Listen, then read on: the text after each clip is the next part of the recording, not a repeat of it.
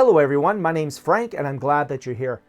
On this channel I have a number of videos that talk about using interactive whiteboards in order to remote teach. And that just makes sense to use that tool because it replicates one of the most powerful tools we have in the classroom. The whiteboard, where we can sketch ideas, we can post notes, we can really work with that so that students and teachers can communicate really effectively. However, all of those applications that I've reviewed have some limitations that are a little bit frustrating. So in the comments, I'm often asked about PDF documents, how can I work with those? Or I'm asked, how can I use my iPhone or an iPad or some remote device that has touchscreen capabilities? How can I use those touchscreen capabilities as a stylus for that whiteboard application? Well, I've discovered a very cool new tool called HeyHi. Now, they reached out to me to introduce me to their tool, and they're actually sponsoring this video so that I can introduce you to their product.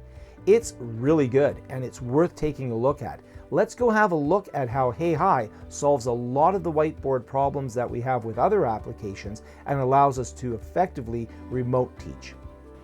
I'm very impressed with HeyHi, and I think you'll be impressed as well. There are a lot of features that people have been asking for in some of my other videos. They've been making comments, can I do this, can I do that?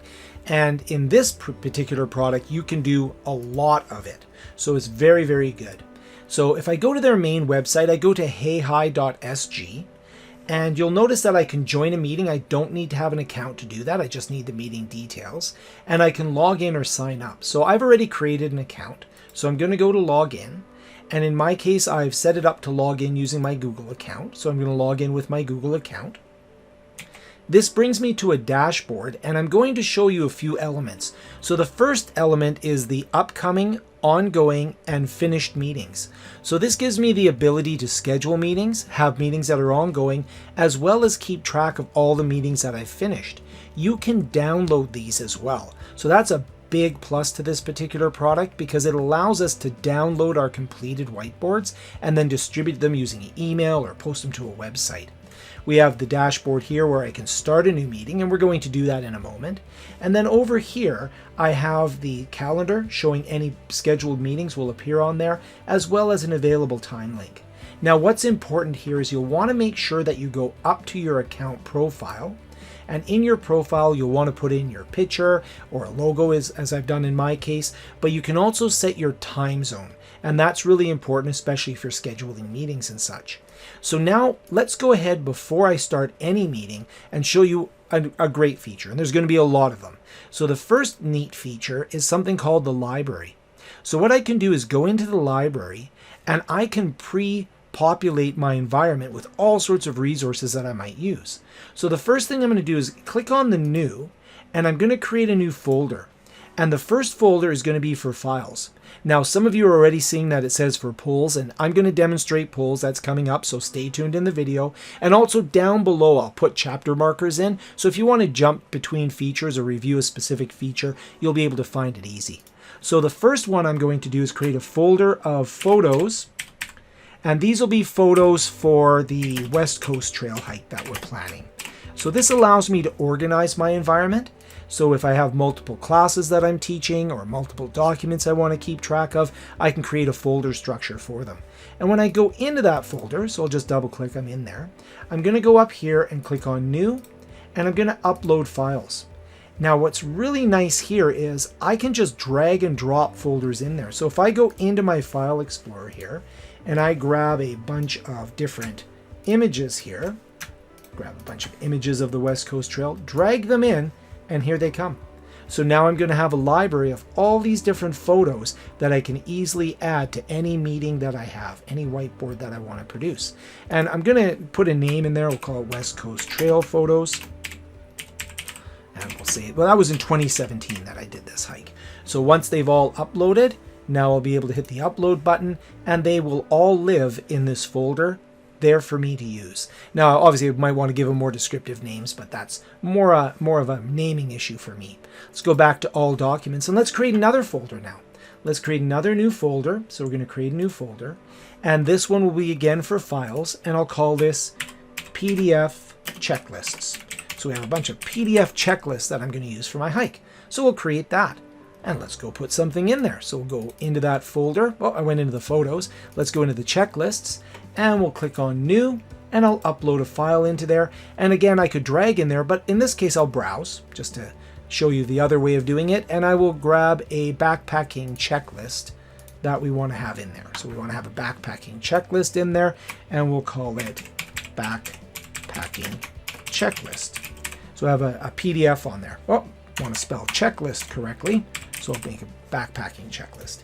So now I've got a nice little library of both photos and some PDFs, and by doing that in advance, they're going to be right there for me.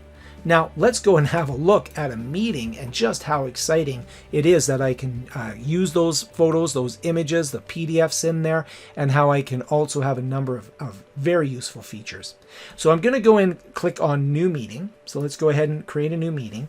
Now the first thing you'll see is that there are different meetings that I can create, different styles of meetings.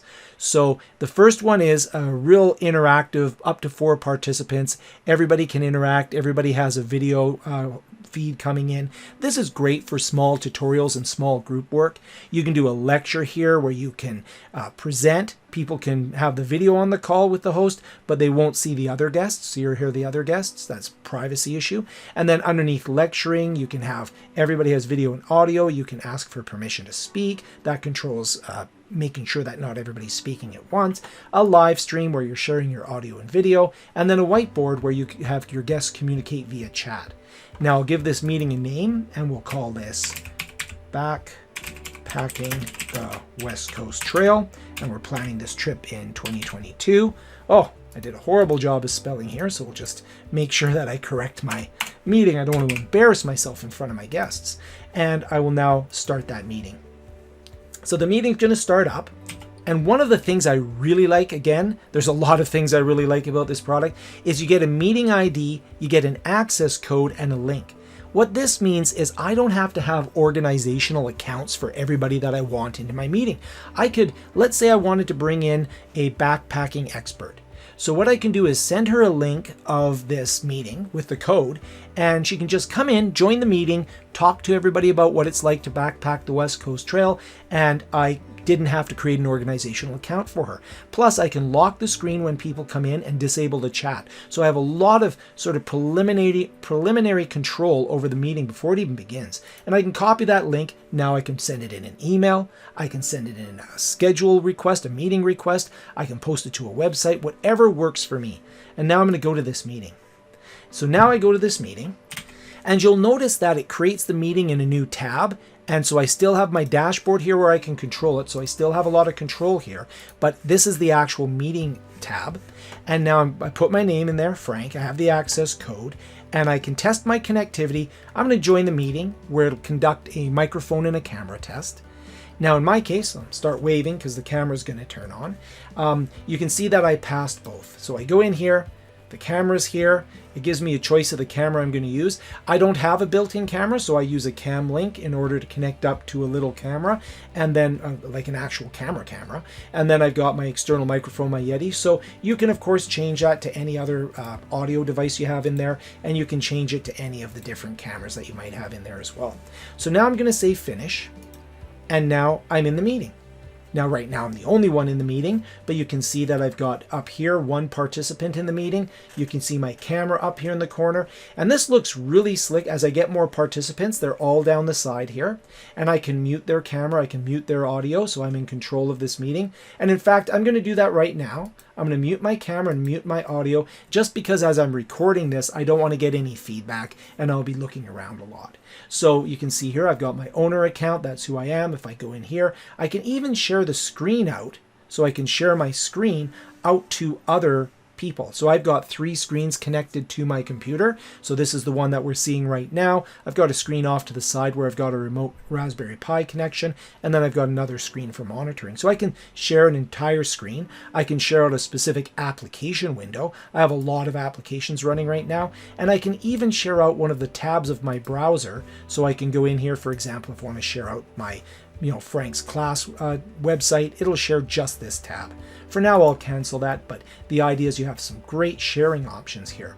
So you're already seeing that this is more than just a whiteboard application. It's a full interactive meeting environment that just is based upon a whiteboard, but the functionality is incredible.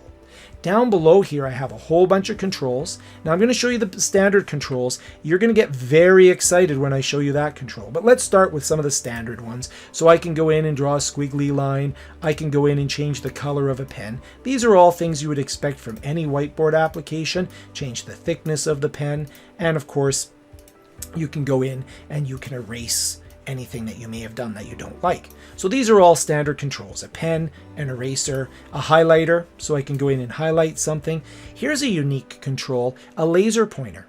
So with the laser pointer, when I click that, you'll notice that my mouse is just hovering here. Now for the purposes of this video, I'll highlight my mouse so that you can find it easy. But notice here when I press the mouse, it actually creates a highlighter. Creates a laser pointer. So I can actually use this for laser pointing to different objects, and that's very useful as well. I can go in and it gives me some assistance in drawing different objects. So your line, a rectangle, circle. The polygon's a neat one because what I can do is draw a shape and it creates that nice shape for me. Once you create an object, you can also scale it down, you can scale it up, and you can put it to its regular size. You can also do that by dragging the corners. So lots of flexibility around drawing objects on here. You can also put text in here as you would expect. So if I pop in text, we'll do a standard hello world. And again, with the text, I can make it large, I can make it small, I can put it back to standard. Okay, so we have a lot of options there. Now you'll see down here I can have an insert image. It's more than just an insert image. It's actually insert image or insert document. And I can pull an image or a document directly into this environment. So let's go ahead and let's grab an image. Now, in addition to doing this here, if I just move over a little bit, you'll see that I can also go to my libraries, and this will give me a list of all of the objects that I have in here. So you can see, for example, I can have this item, and I could drag this image in. And if I drag the image in, it'll bring it from my library, and we'll just make it smaller so it's a little bit more manageable in there. And you can, of course, like I said, you can scale that. So I can scale that in there and I can drag it in. So that's one way of working with it. The other way, if I close the libraries, I can also just go to my image, insert an image, and I can drag an image that I want to upload. Or if I click here, it'll actually allow me to go in and choose something right off my computer. So I'll grab this particular image and you can see I bring this. Is that the image I want? You can even choose a section of the image in there. I'll say insert that in. And it'll now insert in that aspect. And of course I can, once again, make it fit my canvas however I want it to fit on my canvas. Now the other really neat thing is I can insert a document. So I'm actually going to go here and create a new board. So now what I've done is I've got this one board that has all the images. I want a nice fresh board, and I can go in and I can insert a document. And notice with a document, I can import from my library or import an entire folder of documents. So I'm actually going to import from my library. And notice that I only have one PDF in there, but it's going to bring this PDF into its own board because I chose to create a new board for it. So I can select all of my documents in there. I'm just going to select the one, and I'm going to have an image per screen. So if I had, for example, multiple PDFs, it would create multiple screens for me. And I will now go ahead and insert that image. Look what I have. I have this great PDF in here, and I can move around with my hand. So I can move this PDF, and now we could go through this as a class. So I could grab my pen, and I could say, do we all have backpacks? Okay, we do. Oh, maybe that's not the color I want, so I'll just change the color here. Oh, sleeping bags, but that's red for some reason. Maybe red means we need better sleeping bags. But I can start going in and I can start doing checklists. I can highlight things that are optional. Trekking poles are optional, but I'm going to say those are highly recommended. So let's go ahead and make sure everybody has some trekking poles because we have some rough terrain. I can work on this PDF. Here's a wonderful feature. If I hit the eraser, I don't erase the PDF. Like notice here, I can erase entire items. It's not working with the PDF as an image. It's actually the PDF here. So I can actually go in and modify this PDF directly. And then of course I can undo anything that I did here, right? So I can undo anything that I did, but the eraser is actually working with this as if it was directly connected, as if it was on the whiteboard. And then the cool part is it can also use a highlighter, all of the great features that we have there to work with the PDF. And now I can go back to my other board, the one that has my images and such, and we can see that I can now continue to work here.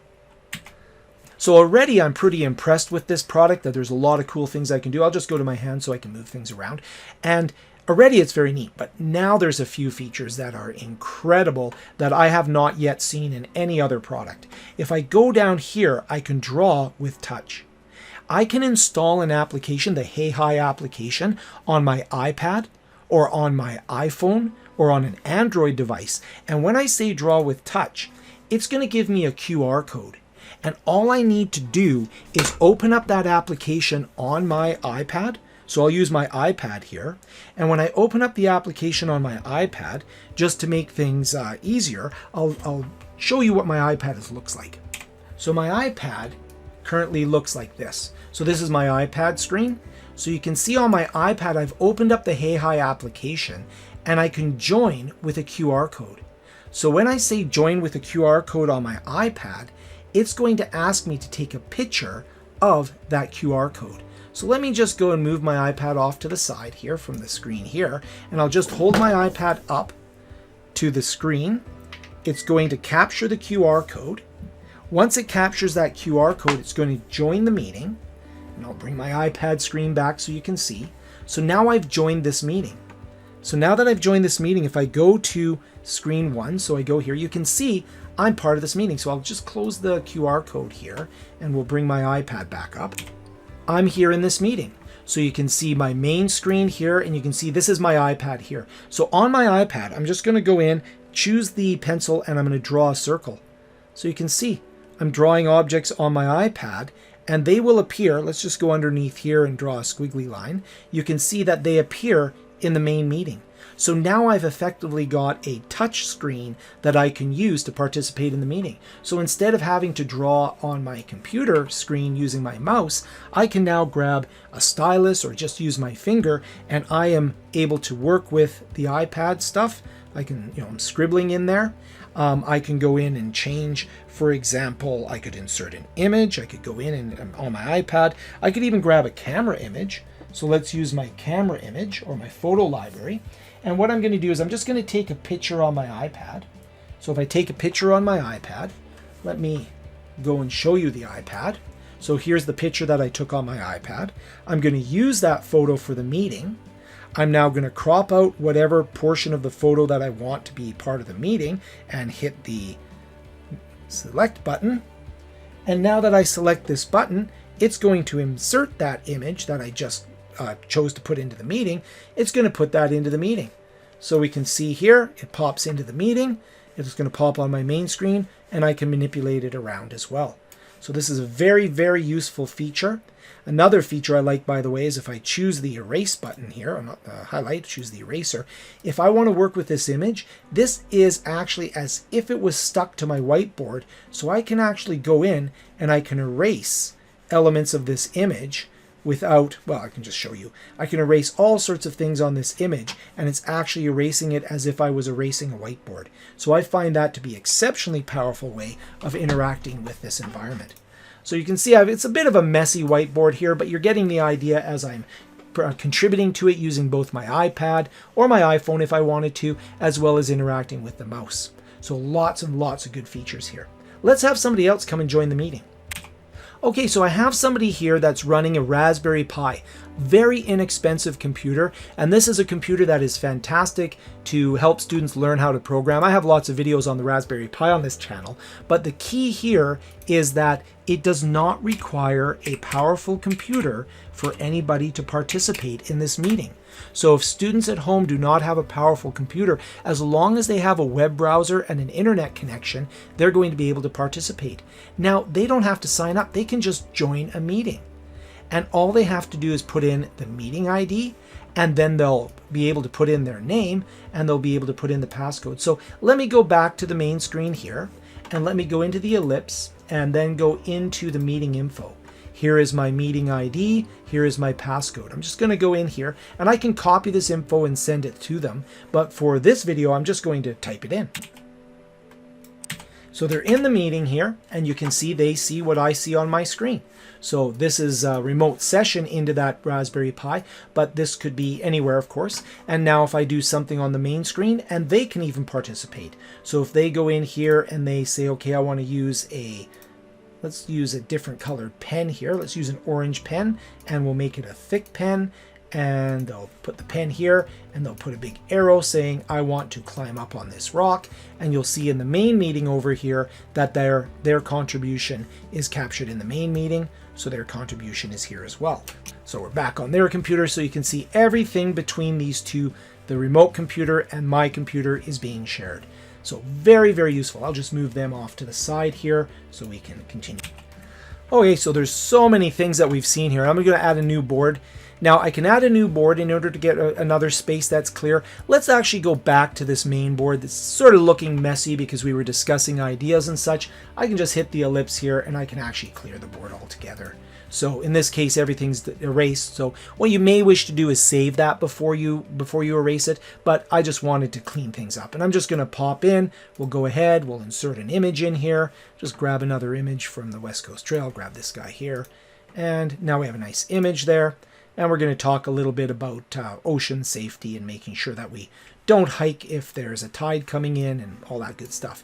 So now I've got this nice board, and just for the sake of demonstration, I'm just going to say, you know, put an arrow in there and put a smiley face in there, just a few objects. That's not really much of a smiley face, but we'll put a few objects in there. And you can see that I've got my meeting participants. And by the way, with the other Frank here, I can go in here and make some controls about that environment as well. So we're going to go back to the hand movement so I can move things around. We can also zoom in, zoom out. Many, many things that we can do here that are useful.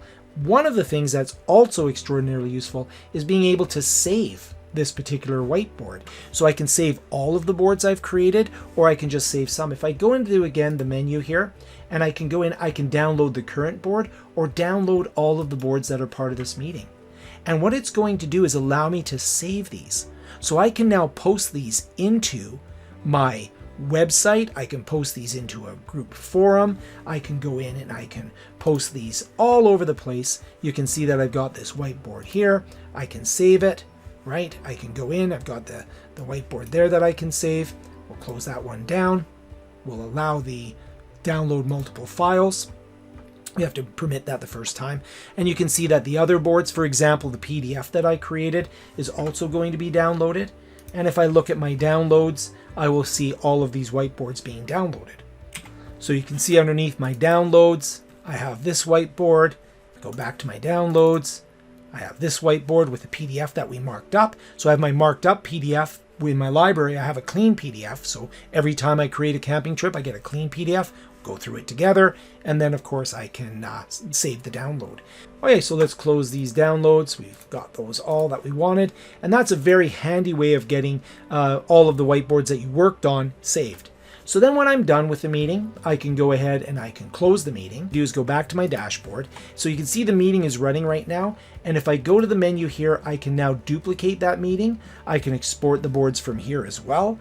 I can go and look at a meeting report of, you know, who is participating, how long were they participating, when did they begin, download that to an Excel file, so that's handy. What device they were using, so you can see I was using my Google account with Windows, and the other Frank was using Chrome on Linux, which was the Raspberry Pi. I can go in here and I can get a link to the meeting, and of course I can finish the meeting. And when I finish the meeting, it's not going to be accessible to anyone. I now finish the meeting, but it's still not gone. If I go into finished, I can still access and download the boards from that meeting and still view the meeting report. So that's a feature that I really like quite a lot as well. If I am indeed finished with it, I can go in and truly delete it to clean things up if I want, or delete all the meetings. Once I've finished with them, gotten my meeting reports and such, I can do that. But what if I've ended a meeting and I want to go back to the same meeting with the same board, the same PDFs? I just hit this little menu. I can duplicate the previous meeting. When I duplicate it, it's going to give me a meeting name, so I can go in, it's duplication, and we could call this round 2. So this is us coming back to the very same meeting with the very same boards for the second time. It's going to give me a new meeting ID. It's going to give me, I can schedule it if I want, but I'm just going to go ahead and create that meeting as is with the defaults in here. And look what happens. It's now an upcoming meeting, which I can easily go into. Again, I could duplicate it multiple times, or I can just hit this ellipse. I'll join it. So now look what happens. It recreates the meeting as a duplicate, giving me, again, the opportunity to change my name if I want with an access code. But look what happens. Does another test of my microphone and camera. It's just like joining a meeting, except this meeting is going to be really interesting. Hello, everyone. So I'll go in here, I join it, and look what I have. I have the 3 whiteboards that I had before. I have this infinite canvas. It's the same meeting, but it's not the same meeting. It's the new meeting using the old whiteboards. So this allows me to continue on. I'm just going to make sure I don't get feedback. So I can continue on. I could teach for a little bit, talk. Maybe I close the whiteboards and we come back tomorrow, and I can come back. I still have all of the same different whiteboards that I had. Go in here. You can see, got all the same whiteboards. The PDF is still there with what I was working on. Come back here and I have the canvas that I was working on. So that's another great feature. But we're still not done with all the great features. And I know it's a little bit of a long video, but there's so many things to look at here. And again, you can go and look for any of these features that you want to review in the table of contents, the chapter markers in the comments or in the description down below. Let's now have another person come into this meeting and I'll show you polling. So you can see that other Frank has come in and joined the meeting here, and we're together in this meeting. So another feature that we have is we can create a new poll. So if we go into our environment, one of the things that we often want to do is ask questions, and we can ask it using our microphone. But if you remember, other Frank doesn't have a microphone for whatever reason, and that's fine. So we're going to create a poll and ask other Frank a question. To do that, if I go down to the corner here, you can notice that I can go into chat. So I could say something like, hello, other Frank. And we could go in there and let's bring over his screen so you can see what he's seeing. So on his screen, you can see that he's got a notification that there's something down here. Hello, other Frank. And I could say, hello, original Frank. So I'm talking to myself, but there are 2 other meetings. So we can have a chat. Another cool thing is in the main meeting here, I can go in and I could say, let's send him a file. So I could go in and send a file. I could say, let's say, for example, let's give him the PDF so he has a blank copy of his own. So now it's going to load up in there. So bring other Frank back and he can see that. So he gets a notification that there's a file here and he can actually choose that file and download it. So that's a great way for me to send him a file. Then I can go in and I can create a poll. So I'm going to create a new poll. Let's create a little poll in here. Now, you'll notice I have a poll library. I showed you that a little bit earlier. So I could create all these polls in advance, but let's ask a question. Do you have a tent? Now, I could just ask this in the chat, of course, but let's say I want to poll multiple participants. So the first one might be, yes, I have a tent. We can add an option in here, no. Or this could be a short quiz. So in order to keep students engaged, if I have a little quiz that I give them every so often as we're talking, that's going to keep them engaged. And I can actually set it up to be whether or not this is a correct or a wrong answer. In our case, I'm just looking to get an information gathering as opposed to quizzing. But I could even save that to the library if I feel I'm going to use this little poll in the future. And we'll go ahead and publish that poll. Let's bring other Frank back in. So here he is on his computer, and notice, boom, there's a notification that there's a poll there for him. Do you have a tent? Yes, I have a tent. They can submit their response in there, and on my screen, I'm going to see that they've submitted their response. Here I am on my screen. Do you have a tent poll? And you can see that I've gotten a yes. Other Frank answered yes. So you can have polling, chat, and files. That's all available as well. So there you have an overview of HeyHi, the whiteboard application, and some of the amazing things that we can do with it. If you have any questions, please comment down below. I'd be more than happy to show you more about HeyHi. It's a very useful tool. Well, thank you very much for watching the video, and thank you to HeyHi for sponsoring the video. I think you'll find that if you start playing with that product, you're going to be very impressed, and it's definitely something you should consider for your own remote teaching environment.